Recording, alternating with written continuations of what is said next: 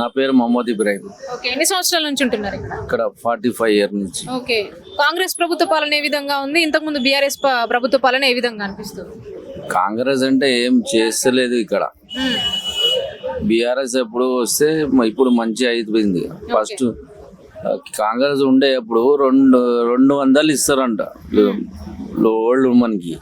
ఇప్పుడు కేసీఆర్ సార్ వచ్చేప్పుడు 2000 చేసినారు. అది ప్రాఫిట్ వచ్చింది అందరికి. అంటే కళ్యాణ లక్ష్మి మండలం, సీఎం రిలీఫ్ ఫండ్ అది ఇది మంచి చేసినారు కేసీఆర్ సార్. ఇప్పుడు కాంగ్రెస్ వచ్చి 2 ఇయర్స్ అయింది. ఇక్కడ ఏం డెవలప్మెంట్ లేదు, ఏం లేదు, బిజినెస్ కూడా లేదు. ఆడవాళ్ళు అంతా మొత్తం అయిపోయింది. రియల్ ఎస్టేట్ లేదు, కిరాణా షాప్ వాళ్ళు లేదు, హోటల్ బిజినెస్ ఏం లేదు. ఏం ఇస్తలేదు కదా 12,000. ఇప్పుడు దాకా రాలేదు, ఏం రాలేదు. అది స్కీమ్ కూడా చెప్పినారు వాళ్ళు. ఒకటే స్కీమ్ ఇస్తున్నారు, ఒకటే లేడీస్ బస్ ఫ్రీ. అంటే ఇప్పుడు మీకు అంటే రేషన్ కార్డు కానివ్వండి, డబుల్ బెడ్రూమ్ ఇల్లు కానివ్వండి, సిలిండర్, కరెంట్ బిల్లు, సో ఇవన్నీ చేస్తున్నాం అంటున్నారు కదా. ఏం వస్తలేదు మేడం, ఎవరికి ఇస్తున్నారో ఏమో తెలియదు. మనకి ఏం రాలేదు నాకు. సో ఆటో డ్రైవర్లకి 12,000 చొప్పున ఇస్తాం అన్నారు కదా, మీకు రాలేదా? ఇప్పుడు ఇస్తారు మేడం, ఇప్పుడు దాకా రాలేదు. మాకైతే రాలేదు పైసలు.